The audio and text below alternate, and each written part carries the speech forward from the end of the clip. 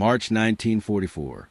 The mountains of central Italy stood like broken teeth against a moonless sky, their slopes scarred by artillery, and their valleys choked with winter fog that never fully lifted. Along the Gustav Line, where German forces had dug themselves into positions so formidable that Allied commanders spoke in whispers about acceptable casualty rates, the nights belonged to the hunters. Small teams of enemy scouts moved through the darkness like ghosts, probing American positions, cutting communication lines, marking targets for dawn mortars. They operated in silence, speaking only in hand signals, their boots wrapped in cloth to muffle footfalls on rocky ground. For the men of the 133rd Infantry Regiment, sleep came in nervous fragments, always one ear listening for the scrape of a boot or the metallic click that meant someone had found your foxhole before you found them. Sergeant Thomas Keane had heard those sounds before. 3 weeks earlier, his best friend had died 15 feet from command post, throat cut so quietly that the man in the next foxhole didn't realize anything was wrong until morning light revealed the body. 2 nights after that, an entire observation post for men vanished without firing a shot. They found the bodies at dawn, arranged in a neat line as if the enemy scouts wanted to send a message about their efficiency. The brass called it infiltration tactics. The men in the trenches had uglier names for it. Names spoken with the kind of fear that comes from knowing your enemy owns the night. Keane was 26 years old, a farm kid from Nebraska who had joined up the day after Pearl Harbor with romantic notions about defending freedom that had since been ground into the Italian mud along with everything else. He had been assigned to the armory section not because of any particular mechanical aptitude, but because a piece of shrapnel had torn through his left shoulder during the Salerno landing, leaving him with limited range of motion and a ticket out of frontline rifle companies. The wound had healed badly, the kind of healing that left you functional but fundamentally changed. He could still shoot, still fight if he had to, but the Army had decided his value lay elsewhere. So he maintained weapons, fitted replacements, cleaned the mechanisms that other men would use to stay alive. It was supposed to be safer. It wasn't supposed to involve the kind of problem that woke him at night with his heart hammering against his ribs. The problem had started with a rifle that shouldn't have been his concern.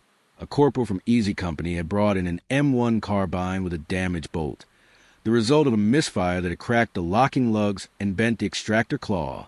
Standard procedure was simple. Tag the rifle as deadlined, pull the bolt, requisition a replacement, move on to the next weapon in the endless queue of equipment that needed attention. But replacements were scarce that winter. Supply lines stretched in across mountains at 8 trucks and turned roads into rivers of mud. Keane had 3 damaged bolts sitting in a parts bin, and no new ones coming for at least 2 weeks. Men were going on patrol with weapons that misfired or jammed, and the nightly toll of bodies kept climbing. So he had done what mechanics do when official channels fail. He improvised. The damaged bolt could be salvaged, he thought, if he could file down the damaged lugs and retention the extractor spring. It would take precision work, careful measurement with calipers, testing and retesting until the timing was perfect. He set up in the core of the supply tent that served as his workshop, a canvas roof space that smelled of gun oil and dampness, lit by a single kerosene lamp that threw dancing shadows across his workbench. Outside, artillery rumbled in the distance like an approaching storm that never quite arrived. He worked through the afternoon, filing metal by hand, checking clearances, his damaged shoulder aching from the repetitive motion. The bolt had to seat properly, had to lock tight when the action cycled, had to extract spent casings without failure. But something was wrong. When he manually cycled the action, testing the fit, the bolt slid forward with almost no sound.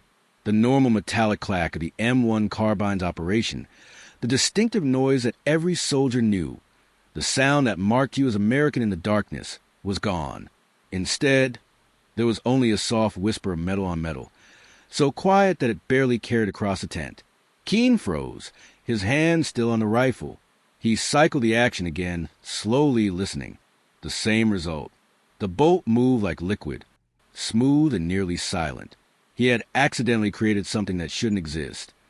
A rifle that could chamber round without announcing itself to everyone within 50 yards. His first thought was that he had made a mistake, that the bolt wasn't locking properly, that the weapon would blow up in someone's face. He spent the next hour testing headspace with gauges, checking lug engagement, examining every surface for signs of excessive wear. Everything checked out. The bolt locked solidly. The firing pin struck true. The extraction was positive. By every measure that mattered, the rifle was functional, but it was silent. And silence in a weapon designed to make noise was dangerous in ways that had nothing to do with mechanical failure. He took the rifle to the makeshift range behind the supply area, a berm of sandbags where armor tested weapons away from the main camp. He loaded 5 rounds, standard military ball ammunition, and fired. The reports echoed across the valley, drawing annoyed looks from men trying to sleep in nearby tents.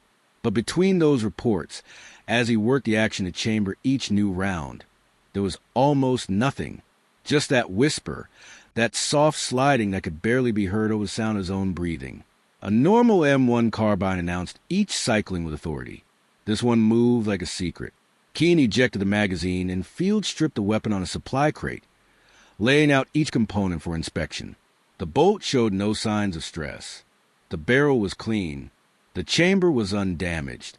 He had created something that worked better than it should, and he had no idea if that made it brilliant or catastrophic. His instinct, the farm kid instinct that kept him alive through North Africa and Sicily and the nightmare of Salerno Beach, told him this was important. But his training, the Army regulations that had been drilled into him through basic and armor school, told him this was unauthorized modification, the kind of thing that could get him court-martialed if someone got hurt. He reassembled the rifle and took it back to his tent, wrapping it in a canvas tarp and shoving it under his cot. He would report it in the morning, he told himself. He would show it to Lieutenant Morrison, explain what had happened, let the officers decide what to do with it. That was the proper procedure. That was what you did when you stumbled across something that didn't fit the manual. But that night, lying in his bedroll with the sound of distant small arms fire crackling through the darkness, he kept thinking about the observation post. For men, kill without a sound, because the enemy owned silence and American forces didn't. He thought about the scouts who moved through the night like predators, about the way every American weapon announced itself, about the bodies that kept appearing at dawn. And he thought about the rifle under his cot, wrapped in canvas, capable of things that shouldn't be possible. Morning came with the usual chaos of a forward position, breakfast from tin cans, status reports shouted over the rumble of supply trucks, orders changing 3 times before anyone could act on them. Keane reported to the armory tent with the wrapped rifle, intending to show Lieutenant Morrison before the daily briefing. But Morrison was gone, called back to battalion headquarters for meetings about the next offensive push. The assistant armorer, a PFC named Daniels, who cared more about staying warm than weapon specifications, barely looked up when Keane asked about procedure for reporting modified equipment. Brass is worried about the big push, not about your pet projects, Daniels said, hunched over a portable stove that put out more smoke than heat. You got rifles that need fixing, fix them. You got rifles that work, issue them. Everything else can wait until we're not about to get overrun. Keane stood in the entrance of the tent, the wrapped rifle in his hands, feeling the weight of a decision he hadn't meant to make. The proper channel had closed. He could push harder, demand to see Morrison whenever he returned, file a formal report to the chain of command. But that would take days, maybe weeks, and in the meantime, the rifle would sit in his tent doing nothing while men went on patrol with equipment that betrayed their position every time they cycled around. He made a choice that felt both inevitable and terrifying.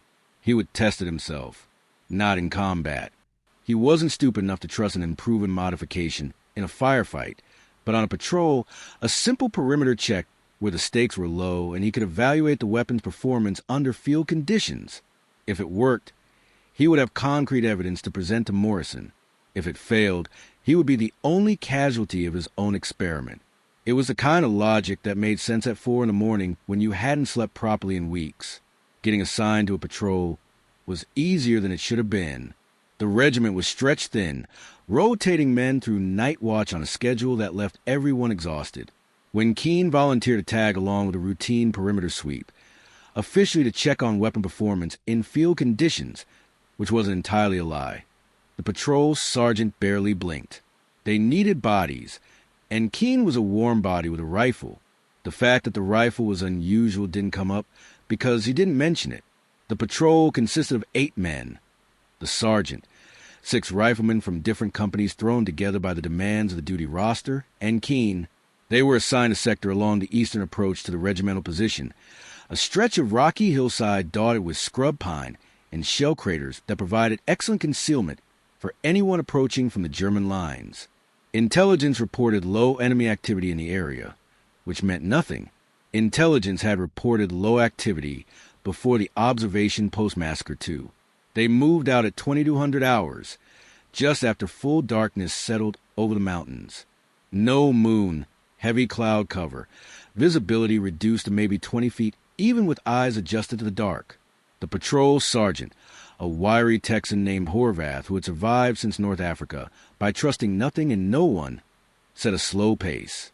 They moved in a loose file, each man far enough from the next to avoid being caught in the same burst of fire, close enough to maintain visual contact through the gloom. No talking, no smoking, no unnecessary noise. Every sound was a potential death sentence. Keane moved near the middle of the formation, the modified carbine held at low ready, his thumb resting on the safety. The weapon felt normal in his hands, balanced and familiar despite the altered bolt. He had fired maybe 30 rounds through it at the range, enough to confirm it functioned, not enough to develop real confidence. Now, moving through enemy territory with lives potentially depending on equipment he had modified in a supply tent, the enormity of what he was doing settled over him like cold water. They covered the first hour of patrol without incident, sweeping through their assigned sector in overlapping arcs, checking likely infiltration routes, and listening posts. Horvath was thorough, almost obsessively careful, pausing frequently to listen, to watch, to read the darkness for signs that something was wrong. Twice he called a halt and made the patrol freeze for 5 solid minutes, everyone's heart hammering, because he thought he heard movement. Both times it was nothing, just wind in the rocks or a piece of shrapnel settling in a crater. But the tension never broke. Everyone knew the stories. Everyone had lost friends to the silence. They were 40 minutes into the return leg, moving through a shallow ravine that would take them back to American lines, when Horvath's hand went up in the signal for immediate freeze. The patrol dropped as one, each man finding whatever covered terrain offered. Keane pressed himself against the boulder, the carbine across his chest, and listened so hard his ears rang with the effort. At first, nothing, just the ambient sounds of a winter night in the mountains, wind, distant artillery, the faint rustle of his own breathing. Then he heard it, a soft scuff of boot on stone, maybe 30 yards ahead and to the right. Then another sound, closer, the faint clink of equipment rubbing against itself. Someone was moving parallel to their position, and they were trying to be quiet. Keane's stomach dropped. Either they had stumbled into an enemy patrol, or an enemy patrol had stumbled into them, and either way the next few seconds would determine who walked away. Horvath was already moving, using hand signals that were barely visible in the darkness. He pointed to 3 men, then pointed up the slope to the right, indicating a flanking movement. He pointed to 2 more men, indicated they should hold position and provide covering fire if needed. Then he pointed at Keane and gestured him forward, up toward the sound of movement. Keane's mind raced. Why him? Then he understood. Horvath had seen his carbine, knew it was different somehow, and was gambling that whatever made it different might matter in a situation where noise discipline was everything. Keane moved forward in a combat crouch, each step placed with agonizing care. The modified carbine felt slick in his sweating hands. He had never killed anyone at close range, had never been in a situation where silence was the difference between survival and annihilation. His training screamed at him that this was wrong, that he should fall back, call for artillery support, do anything except move toward enemy soldiers with an untested weapon. But Horvath's orders had been clear, and in combat you followed orders even when your brain was drowning in fear. He cleared the edge of a rock outcropping and saw them, for shapes, darker against the darkness, moving in careful bounds down the ravine. German scouts. He was certain, probably the advanced element of a larger infiltration. They wore the smocks and soft caps favored by reconnaissance units, carried suppressed submachine guns and knives, moved with the practiced silence of men who had done this 100 times. They hadn't seen him yet, were focused on the ravine floor where Horvath and the others were, concealed. Keane's combat instinct made the decision before his conscious mind caught up. If he fired now, the muzzle flash and report would alert every enemy soldier within a quarter mile. The scouts would scatter or return fire, and the patrol would be caught in a running firefight in darkness against an unknown number of hostiles. Even if they won, men would die. The proper response was to withdraw, call in coordinates, let artillery handle it. But there was no time for proper responses. The lead scout was 20 feet away and closing, would stumble into Horvath's position in seconds. He raised a carbine, sighted on the lead scout's center mass, and squeezed the trigger. The report cracked through the night, impossibly loud, and the scout dropped without a sound. Keane worked the action, felt the bolt slide forward with that whispered smoothness, and fired again. The second scout spun and fell. The third scout was turning, bringing his weapon up, when Keane's third round caught him high in the chest. 3 seconds, 3 shots, 3 bodies, and now the night erupted with noise as Horvath and patrol opened fire on targets they could barely see. But something was wrong. Keane's mind, operating on pure adrenaline and combat reflex, registered a discrepancy. The scouts had reacted to his first shot, as expected, but after that, something changed. The fourth scout, instead of taking cover or returning fire, was looking around wildly, trying to locate the source of incoming rounds. He couldn't place it. The muzzle flash from Keane's position was visible, but the cycling of the bolt, the sound that normally accompanied every shot and gave away a rifleman's position as clearly as a beacon, was absent. The scout was hearing shots, but not hearing the follow-up sounds that told him where they originated from. Keane fired again, and the fourth scout dropped, for enemy soldiers down in maybe 6 seconds, and suddenly the ravine was silent, except for the ringing in Keane's ears and the harsh breathing of the patrol members around him. Horvath materialized out of the darkness, his Thompson submachine gun still trained on the fallen scouts, his face a mask of controlled shock. What the hell was that? Horvath whispered, his voice barely audible. You just dropped 4 hostiles faster than I could count. Keane opened his mouth to respond, but movement ahead cut him off. More shapes in the darkness. At least 6, maybe more, moving down the ravine toward their position. The main enemy force, drawn by the sound of shooting. The scouts had been the advance element, and now the hunters were coming. Horvath made a rapid series of hand signals. Fall back, maintain noise discipline, prepare for contact. The patrol began to withdraw in good order, each man covering the next, weapons trained on the ravine. But the modified carbine had given Keane an idea, a terrible idea born of desperation, and the sudden understanding of what his accidental discovery could do. He grabbed Horvath's shoulder and leaned in close, whispering directly into the sergeant's ear. Give me 2 minutes. Keep them off my back. I can end this. Horvath stared at him like he was insane, which was probably accurate. But the sergeant had survived 18 months of combat by knowing when to trust his instincts, and something in Keane's voice must have convinced him. He nodded once, sharply, and signaled the patrol to form a defensive perimeter.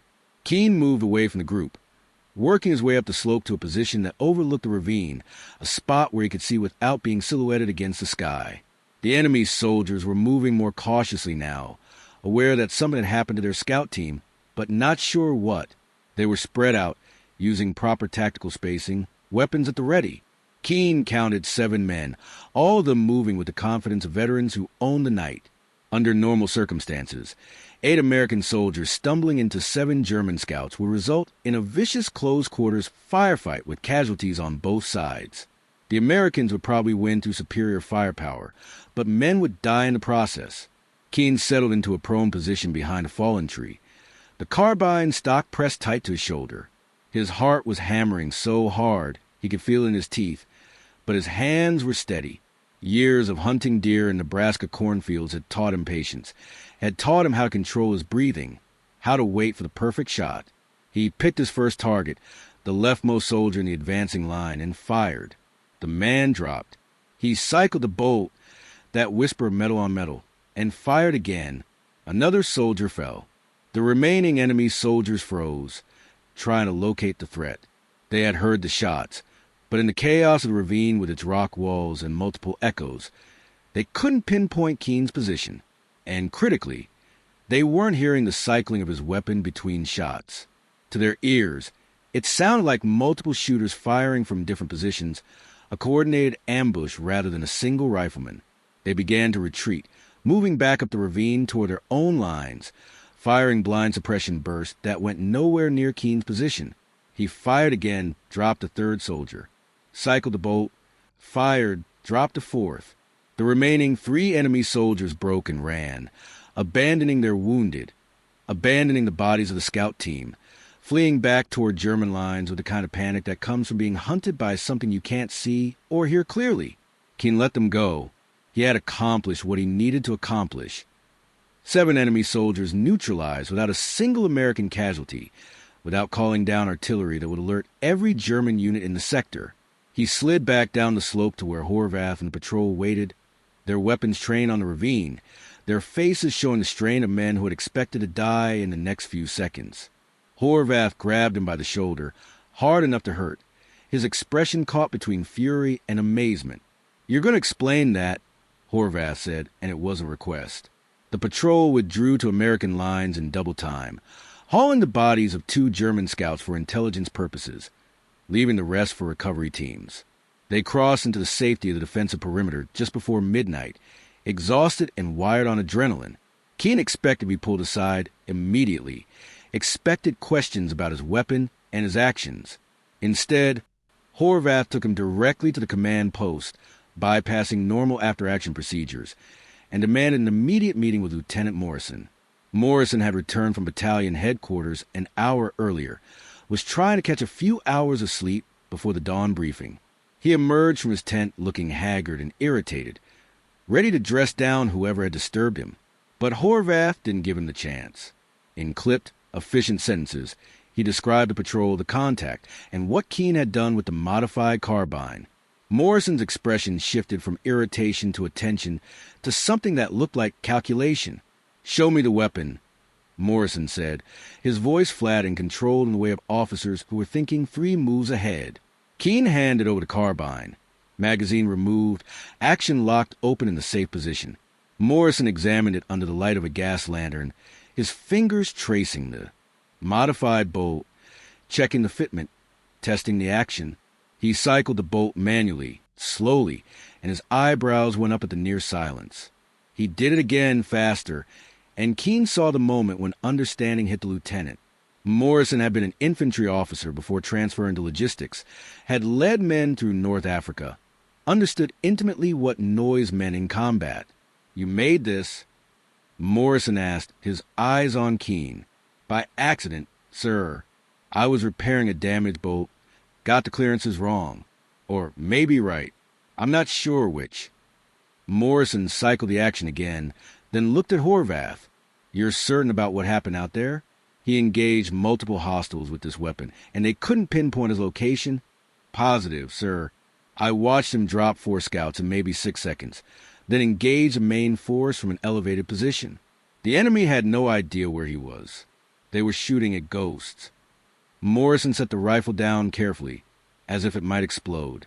"This is unauthorized modification of military equipment. By regulations, I should confiscate this weapon, file a report, and possibly bring charges for endangering personnel with untested equipment." Keane's stomach dropped. He had expected recognition, maybe gratitude. He had saved the patrol, had proven the concept. But Morrison was right. Regulations existed for reasons, and he had violated them thoroughly. He opened his mouth to defend himself, but Morrison held up a hand. "However," the lieutenant continued, "regulations also require me to evaluate field innovations that provide tactical advantage. Sergeant Horvath, how many American casualties tonight?" "0, sir." "And enemy casualties?" 11 confirmed. For scouts, 7 main force elements, all attributed to Sergeant Keane's actions with the modified weapon. Morrison nodded slowly, his mind clearly working through implications. "Here's what's going to happen. Sergeant Keane, you're going to write down exactly what you did to that bolt. Every measurement, every modification, every step of the process. Then you're going to teach me how to replicate it. We have 15 damaged bolts in the parts bin, and I want every one of them converted to this configuration by tomorrow night. Sir, I should mention that Command might not approve. Command, Morrison interrupted, loses an average of 4 men per night to enemy scouts in this sector alone. Across the regiment, we're taking 30 to 40 casualties per week from infiltration tactics. If this modification can reduce those losses even by half, I'll take the court-martial myself if it comes to that. But first, we're going to test it properly. Over the next 36 hours, Keane worked almost without sleep, converting damaged bolts using the same careful filing and tensioning that had created the first one. It was painstaking work, requiring precision measurement and constant testing, but the process was replicable. By the second night, he had 12 functioning silent cycle carbines, each one tested and verified. Morrison assigned them to patrol volunteers, men who understood they were carrying experimental equipment and accepted the risk because they also understood the potential. The results were immediate and dramatic. Patrols equipped with the modified carbines reported enemy contact with unprecedented success rates. Scouts who had operated with impunity suddenly found themselves hunted by soldiers they couldn't hear cycling rounds. The psychological effect was devastating.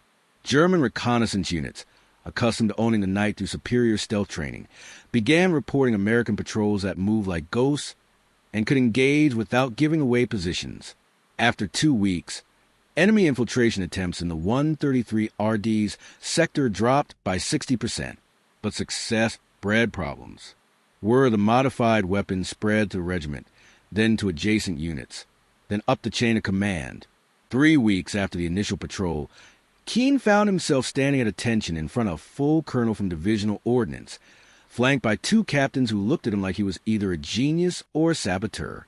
The colonel, a career officer named Brennan who had spent more time in arsenals and combat zones, held one of the modified carbines with the expression of a man examining a poisonous snake.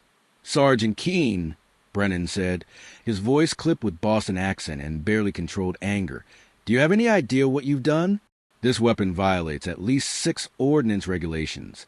The bolt lugs are out of specification. The headspace is marginal.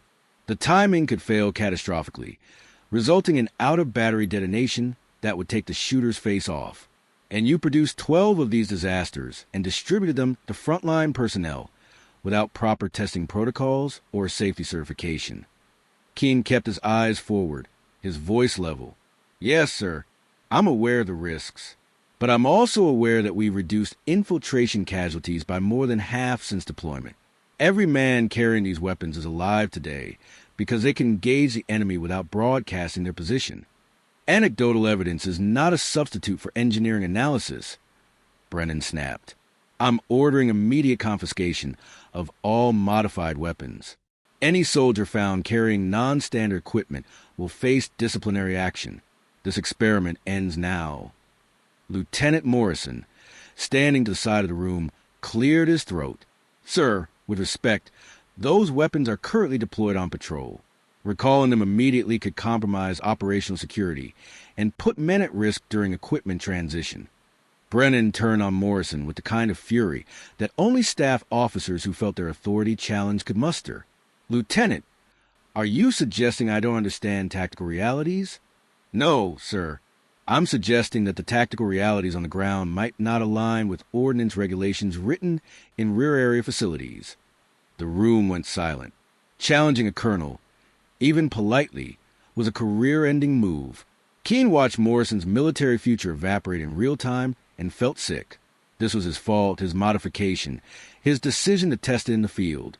Morrison was taking the fall for following through on Keane's innovation. But then Brennan did something unexpected. He sat down heavily in the nearest chair and rubbed his face with both hands, suddenly looking less like an angry colonel and more like an exhausted man trying to solve an impossible problem. When he spoke again, his voice had lost its edge. "Off the record, gentlemen. Completely off the record. I have reports from 3 other divisions describing similar modifications, all independently discovered by armorers trying to repair damaged bolts. Some versions work. Some have resulted in weapon failures that injured personnel. We have no standardized procedure, no quality control, No way to separate the safe modifications from the dangerous ones. And meanwhile, I have battalion commanders screaming at me that their men are dying to enemy scouts while we sit on a potential solution because it doesn't fit the manual.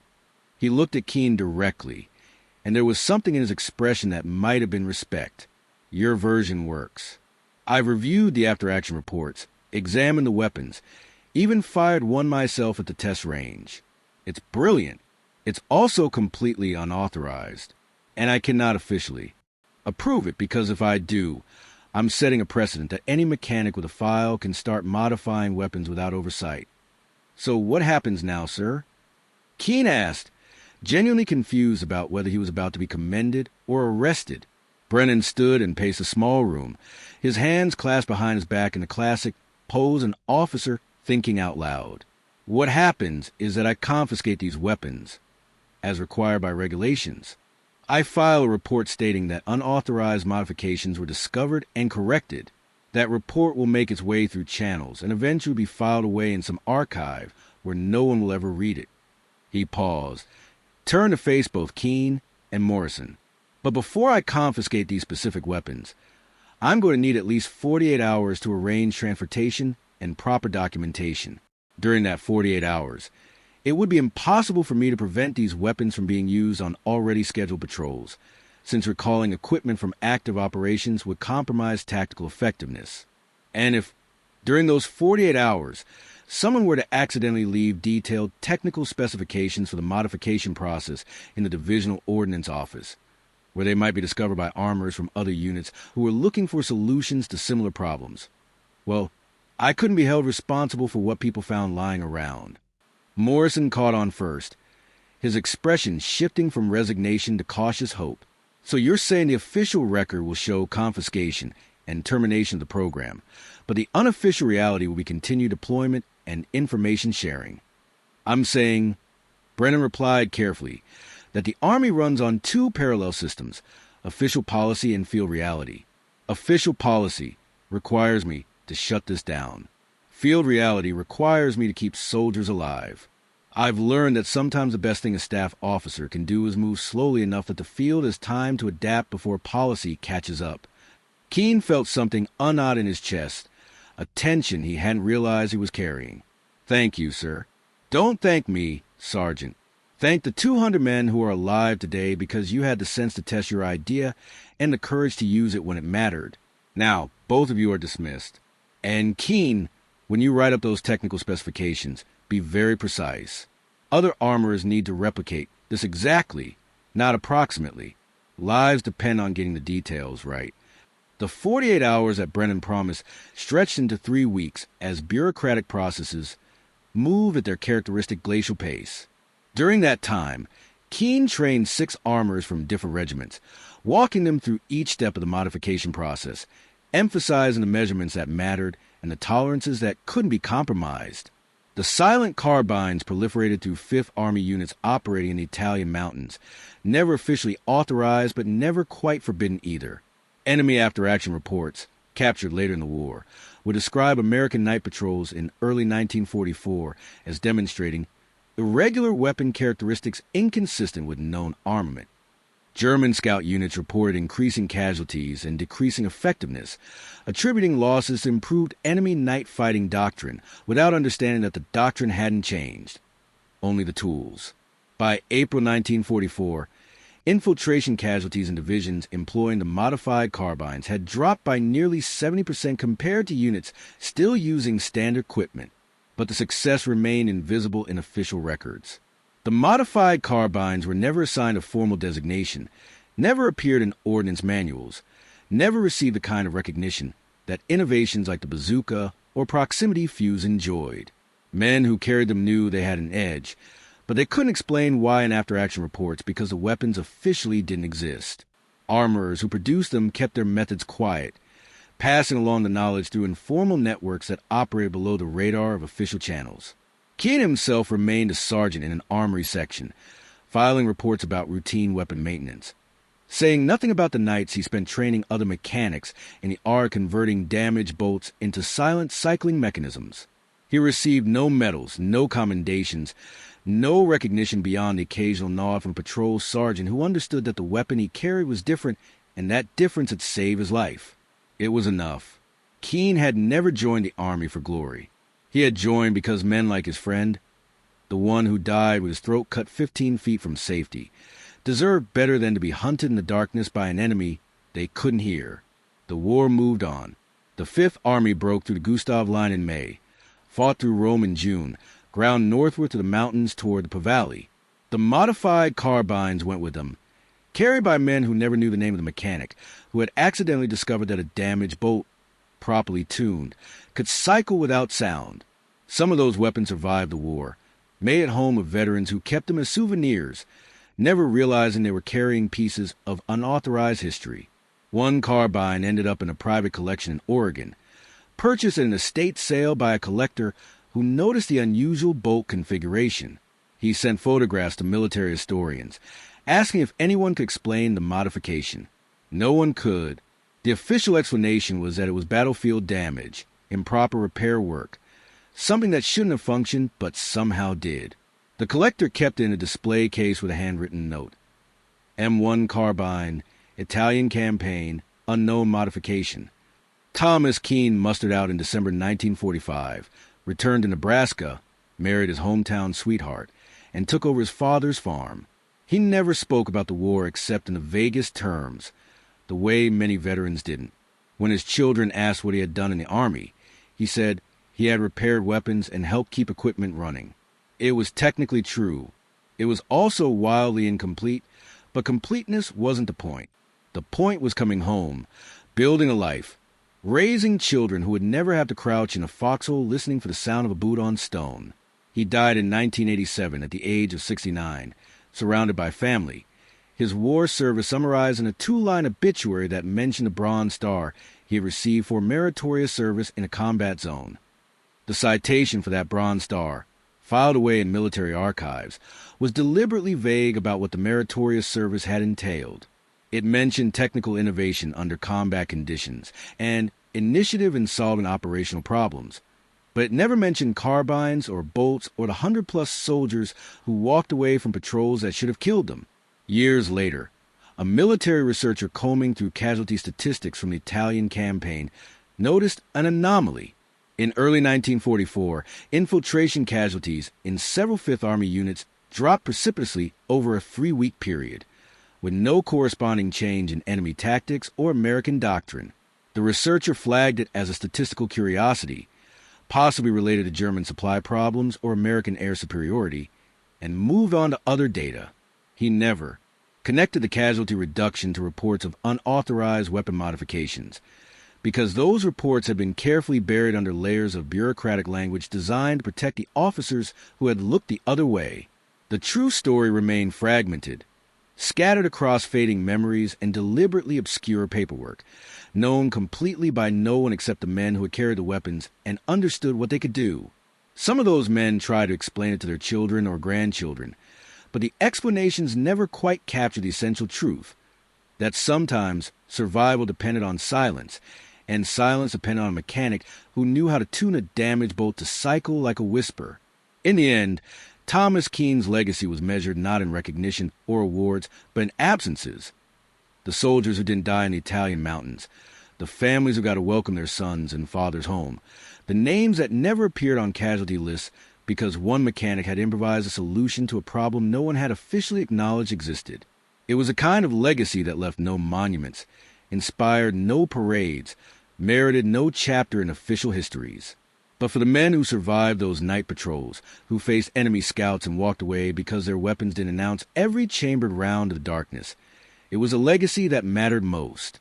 They carried it home with them, an invisible debt to an invisible innovation, and they lived the lives that Thomas Keane's accidental discovery had made possible. And if that wasn't enough for the history books, it was more than enough for the men who lived to see their grandchildren, because a Nebraska farm kid had known when to break the rules and when to trust the evidence of his own ears. The modified carbines faded into obscurity, replaced by new weapons and new doctrine, forgotten by everyone except collectors who occasionally wonder about unusual bolt configurations, and veterans who remembered nights when silence was the difference between death and dawn. The Army moved on. Wars moved on. Technology moved on. But the principle remained, buried in lessons learned documents that no one read.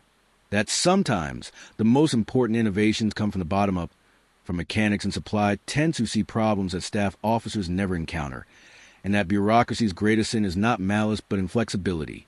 Thomas Keane would have found it grimly amusing that his most important contribution to the war effort was erased from official records to protect the officers who had enabled it. But he also would have understood. He had been a soldier long enough to know that recognition was a luxury, and survival was the only metric that truly mattered.